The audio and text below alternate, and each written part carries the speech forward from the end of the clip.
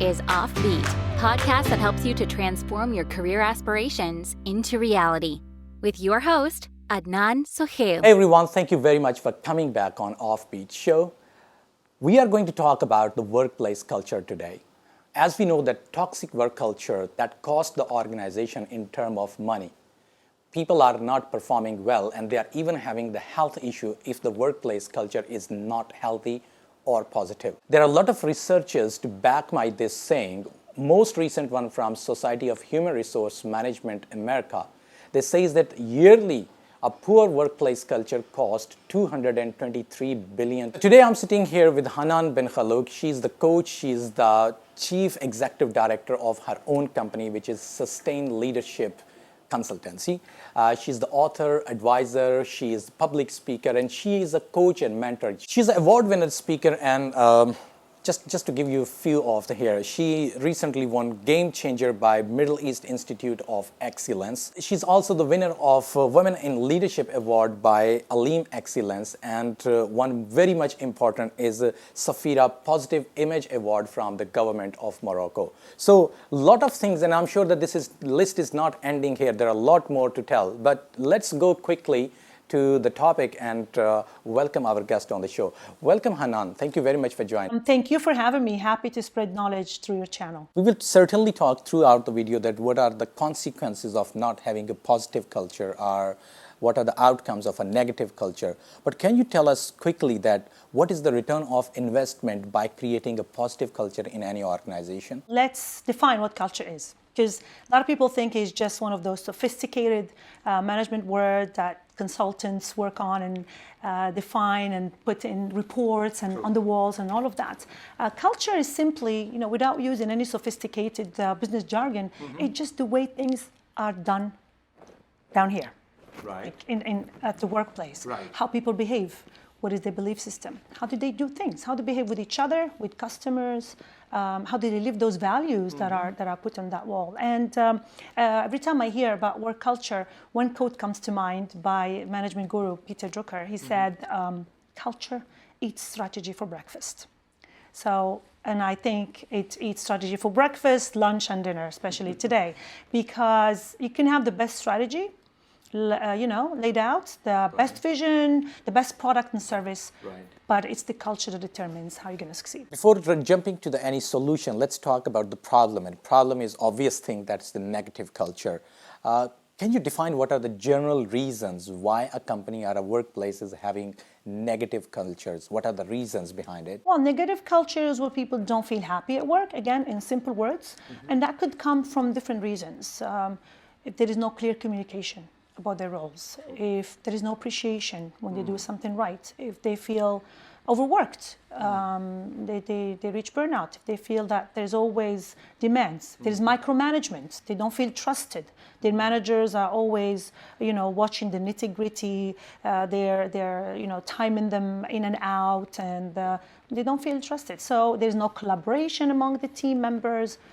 That creates negative culture where people don't feel really happy to wake up every day and go to their workplace. I totally agree with you. And now the problem is there, and there should be some ideal situation that where we have to reach. What is the goal? What is the ideal culture which is performing really well, where the organizations should focus? When people are clear on where the company is going, but not only that, when they also know how they are contributing to their vision in their role, no matter how small it is. And an example always comes to mind that I read somewhere about the first mission to the moon in 1969 at the time of John Kennedy. And there's a story that's told, I don't know how true it is, but I read it somewhere. It says that when John Kennedy was visiting premises of NASA, he found this janitor, and he asked him, "What do you do here?" And this employee said, "I'm helping take the first man on the moon." Right.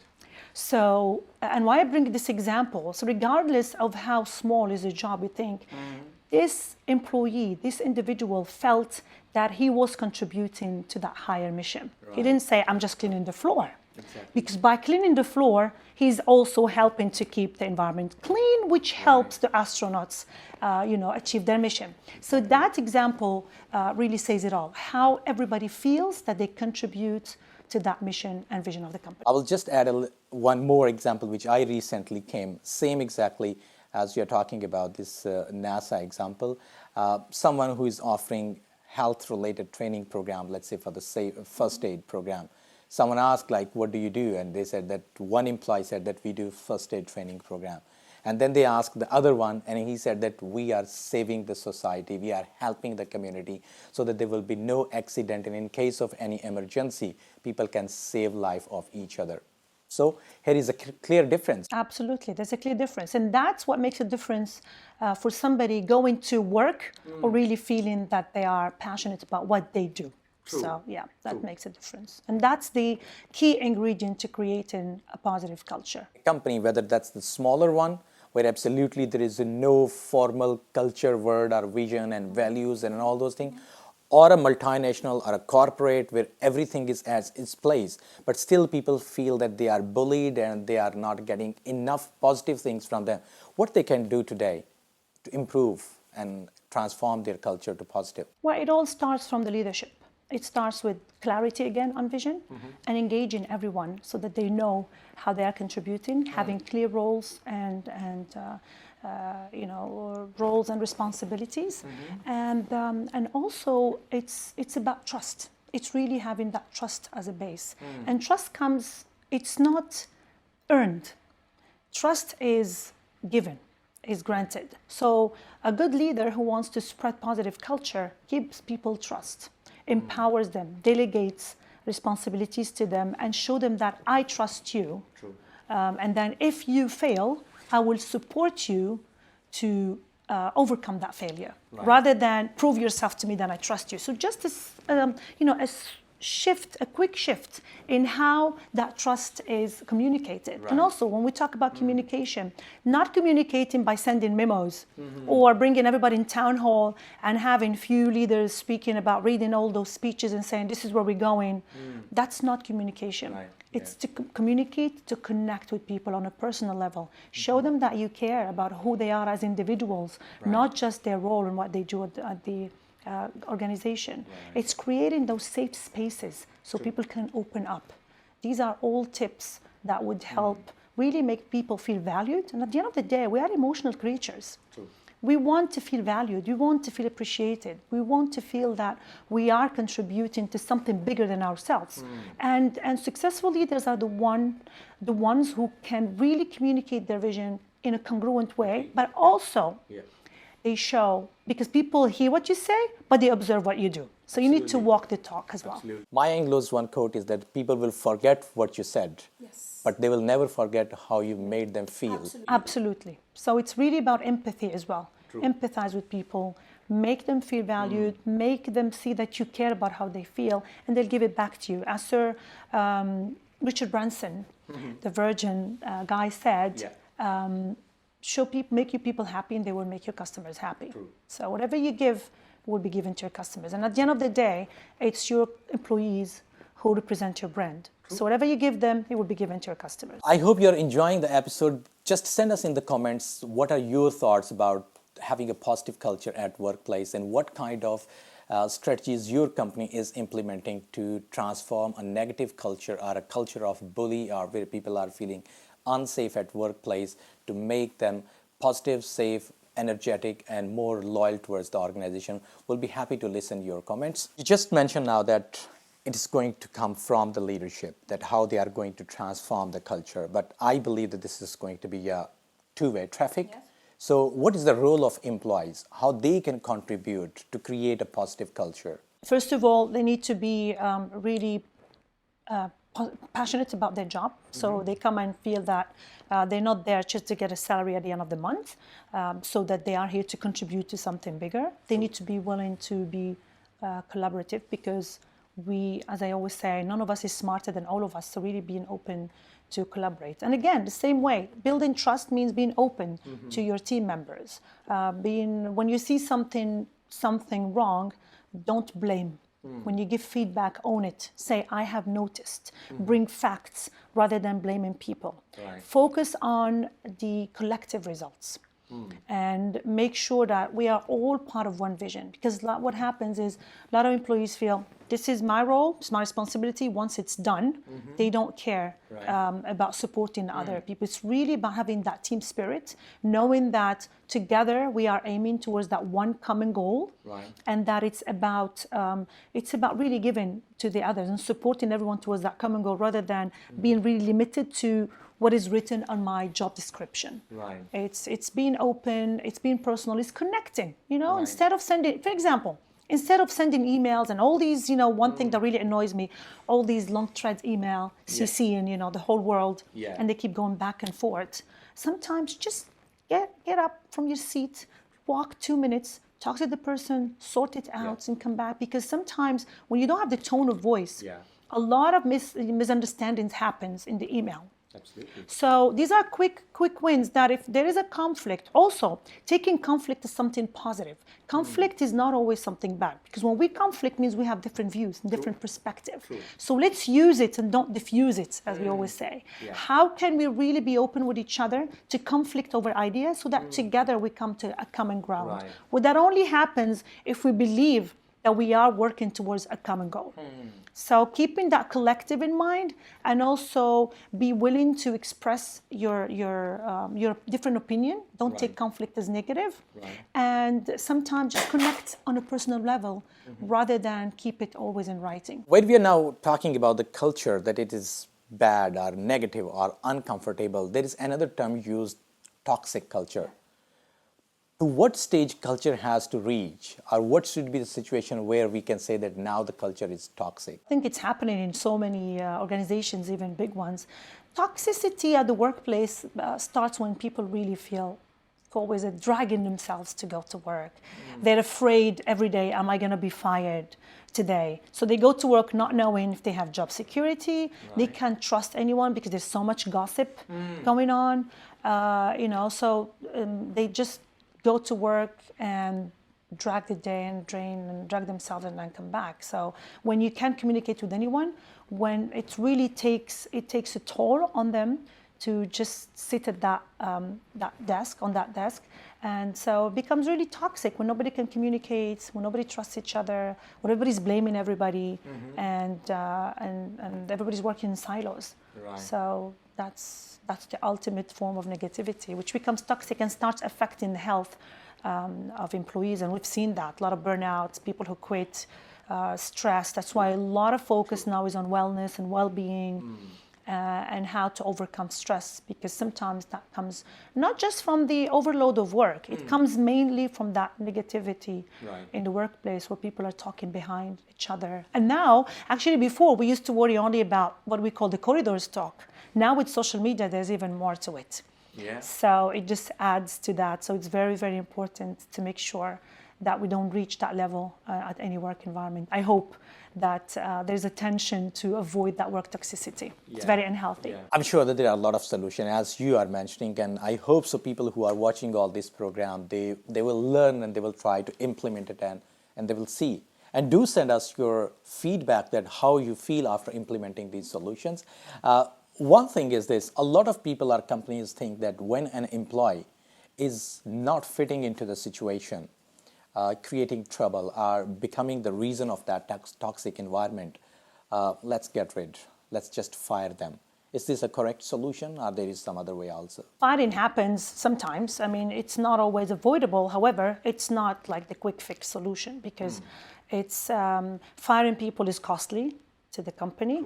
It creates disengagement when employees see their colleagues being fired. So that really affects the culture on its own. So yes, although we know that sometimes having to let people go is part of life, but I believe that there is so much that can be done first to find out what is the reason behind that. And again, just by creating those safe spaces, listening. You see, we don't always listen to what people are saying. So really creating a continuous feedback culture, for example. Rather than focusing on those yearly or half-yearly mechanical process-driven performance review, which is fine, it has to be done. Instead, that keeping that going because it's part of the HR processes to review employees, but not wait until then. Right. Because sometimes build-up happens when something wrong or an incident happens and we don't tackle it right there. Right. You can't wait 6 months and then come and tell me, well, Hanane, 6 months ago, I noticed that you haven't really done your job well. I mean, it will be very hard for me to trace it back and I will feel attacked. But if something happens and you grab me at their lunch break and say, well, Hanane, listen, I have noticed that lately you've been sending reports with a lot of mistakes. Are you overloaded or you're not focused? You have a personal problem? Because that's really causing us issues with the clients. And I don't think you want us to really get to a different level where things cannot be controlled. So how about you tell me what's going on and how I can help? How can I help you so that you avoid doing that? Because this is not good for you, not good for the company. So I am already, you're telling me what I did wrong. I'm not saying that we have to be lovey-dovey and positive all the time. This is business. And if somebody is doing something wrong, we have to tell them. But we shouldn't wait until it's 3 months. The sooner to the incident, the easier to trace it, the easier to have facts about that, and also showing that you're telling somebody that what they didn't do well, showing them the impact of the situation on what was the outcome of that on business, but also showing them that you're not telling them that to blame them. Instead of saying you have done, say I have felt, I have observed, I have seen, and reinforce it with facts, and then say how can we together create that collaborative, showing that you care, rather than saying, okay, I want you to stop doing that, no more mistakes, I can't see that anymore, this is not good, or else. Okay, you could choose that way of giving feedback, or you can still say, okay, this is not good, it cannot happen again. It can happen again. So let me know how I can help you or support you. Do you need training? Do you need more time? Do you feel overloaded? Do you need support? How can we together? So engaging them in that decision to find that solution on themselves, rather than always telling them. That makes them feel that they are engaged, make them feel that they belong, make them feel appreciated, and could also create an opportunity for new ideas of doing things. This should be the job of a line manager to address the issues, or maybe the HR, they can address issues. But at what point the senior leadership like CFO or CEO of the company, they should also get involved into the HR issues or to make things better? Well, senior leadership is the ones that set the tone. They're the one who have to show that clarity.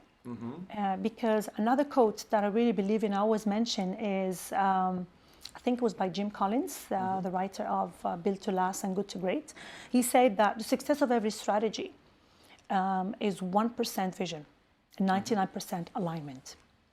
So if the CEO just throws the vision, that's only 1%, and then doesn't care about how everybody's aligned from top to, just like the NASA guy who said, I am contributing to taking the first man to the moon. So it's the job of the senior leadership to make sure that everything is cascaded down and communicated so that everybody in their respective role and respective capacity understand what they need to do to contribute to that vision. So CEO sets the tone. CEO needs to make sure that everything's cascaded down. They need to walk the talk. They need to be open to communicate with everyone from different levels, not just sit in the corner office.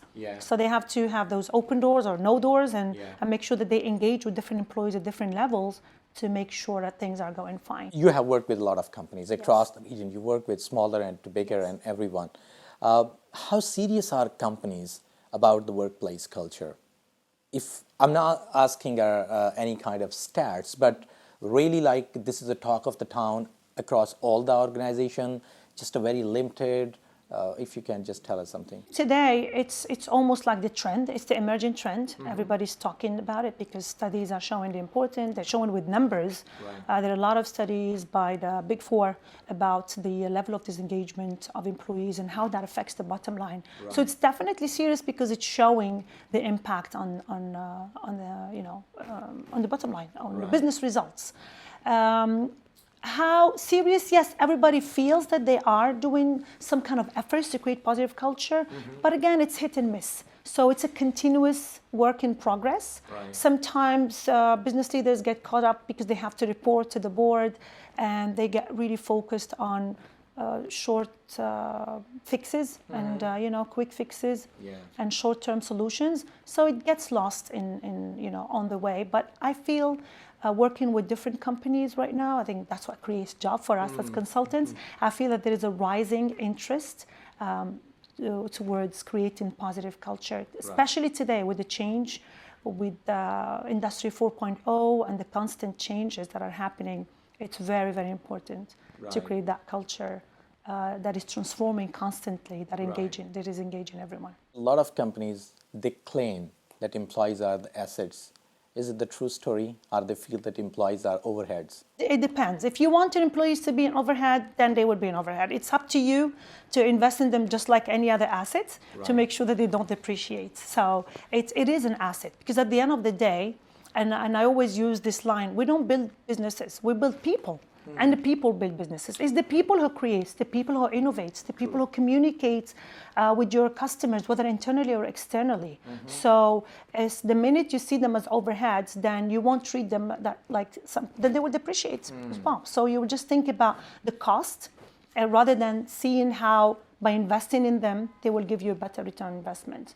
So it's a mindset shift that is needed by business leaders to look at their employees, to choose the right employees that will be assets, that will contribute to their growth for sure. I'll ask you a couple of questions that's more where I want your opinion. And I'm sure that a lot of our viewers, they want to listen and they want to adopt those things in their personal life. What is your thought about the success?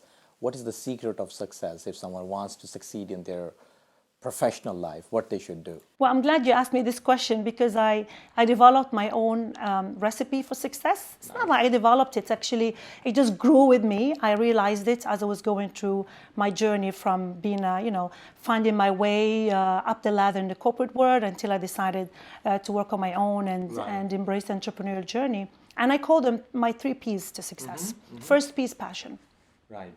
When your job is aligned to what you are passionate about in life, you will give it more than 100%. But passion is not enough. Passion is just the first trigger that shows you, this is what I love to do. This is what I'm at my best when I do it, you know. But then passion is not enough. I have identified what I wanted to do, but then I have to be using the second P, which is proactivity. Things won't come to you. You have to knock doors. You have to be out there and take initiative. And go for it. And then proactivity, yes, happens. You will knock doors. Then comes a 3P, because not every door you will knock will open. So persistence is my third P. You have to be persistent to achieve that passion. And so passion, proactivity, and persistence are what worked for me, what I really advise people that I coach or mentor to keep in mind. And everybody has their own roadmap with how to use those 3 Ps. What do you like about your work?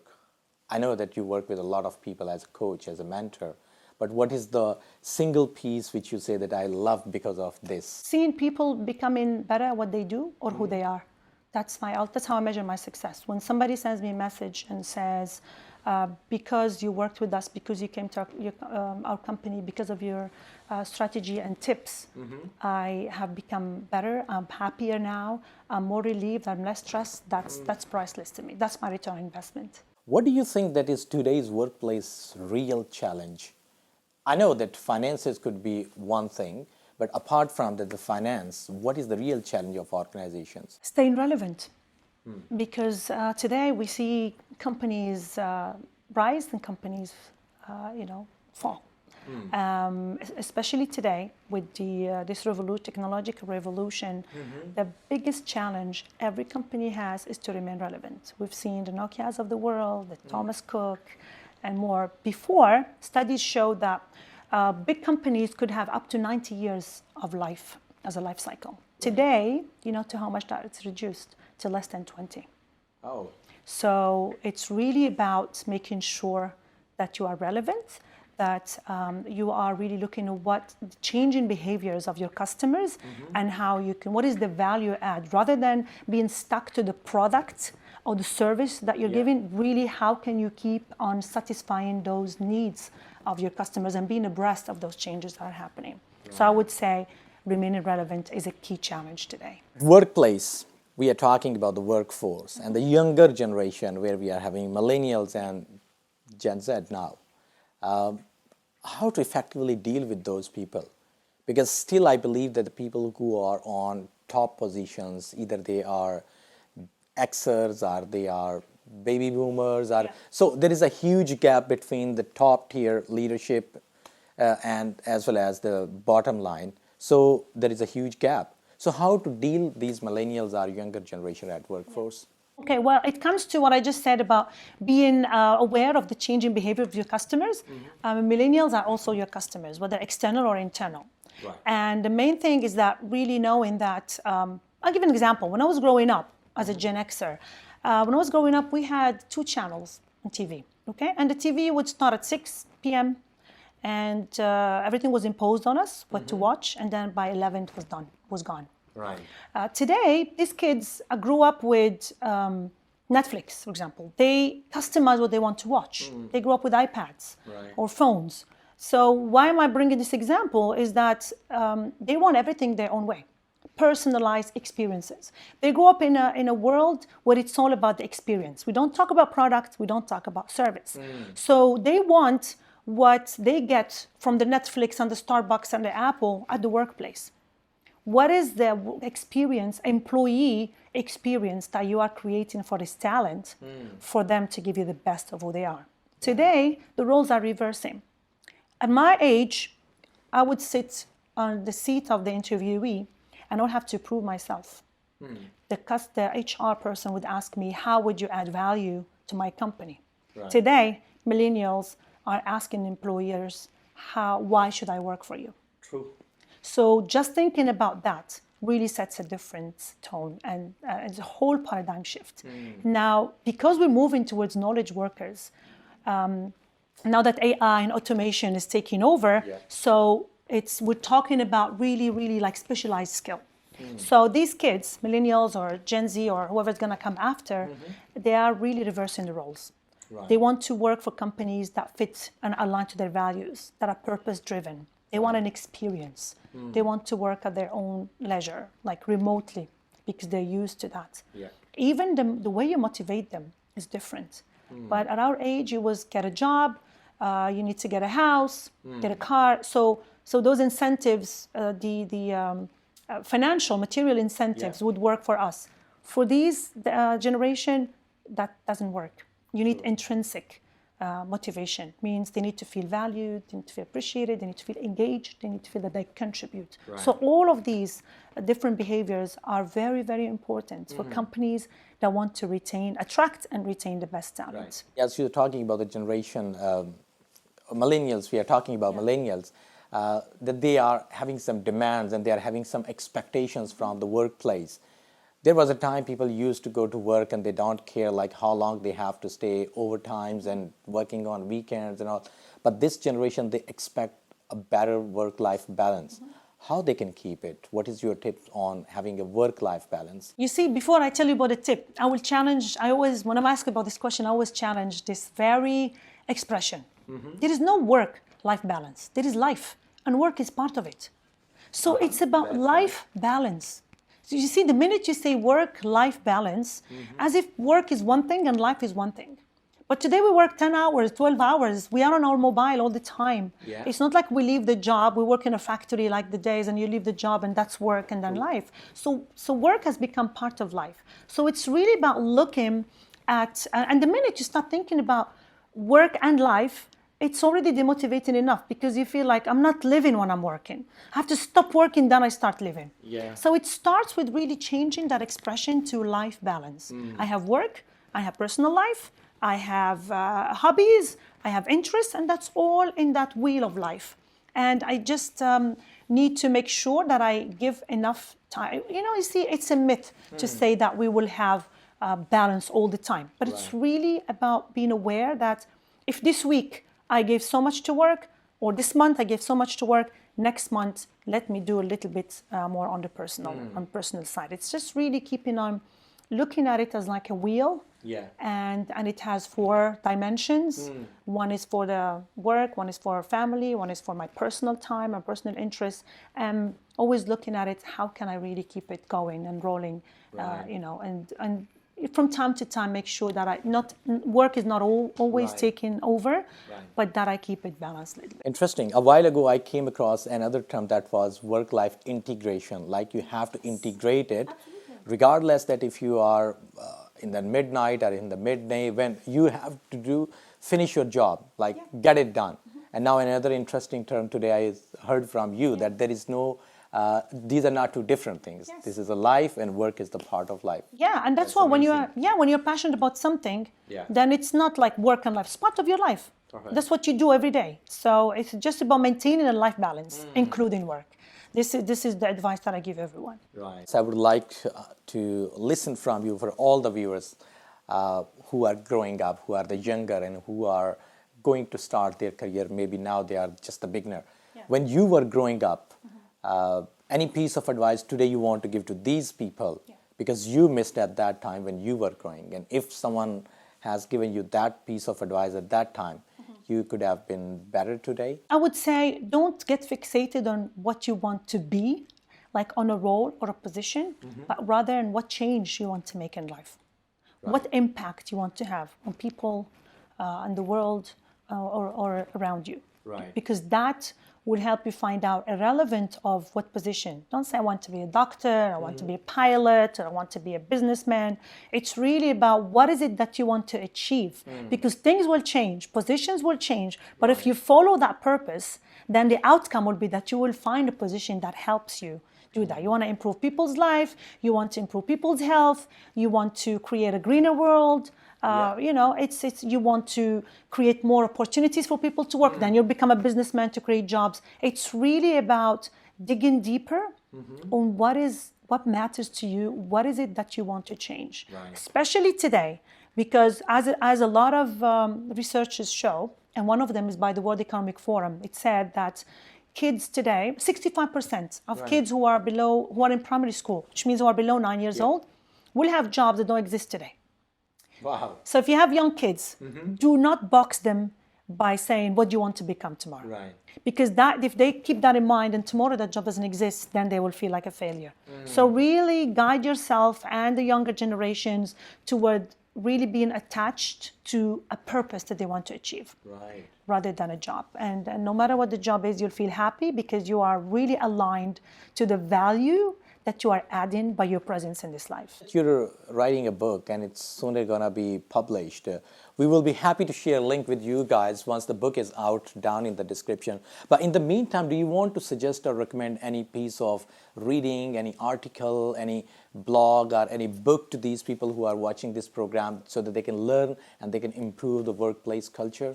First, I would advise you to check my blogs because I try to write a really practical tools that are derived from the day-to-day, from me being in so many workplaces, working with clients, different level or different industries and different sizes across the region. Some books that I really recommend, some of them I'm still reading. There's one book that's called An Everyone Culture. Right. An Everyone Culture, it really talks about how to build an inclusive culture, happy culture. It's really an amazing book. Right. There's another book that's called Teaming, and I love it because it talks about team as a verb, which means to build teams, it's an action. Right. It's teaming, it's wanting to be a team. Because a team could be imposed, you put people, a group of people, and call them a team. But just the connotation of teaming, it really talks about how we can have it as an action, because it is a verb, not a word. So these two books, there's an old book. It is old, but I feel it's still relevant, called Good to Great. Right. By Jim Collins. Yeah, Right. I think that for me, that's one of my favorite books of all times. Thank you so much, Hanane. It was indeed a pleasure meeting you and talking to you, and I really appreciate all the knowledge which you share with our audience. I think it's a duty, because people say knowledge is power.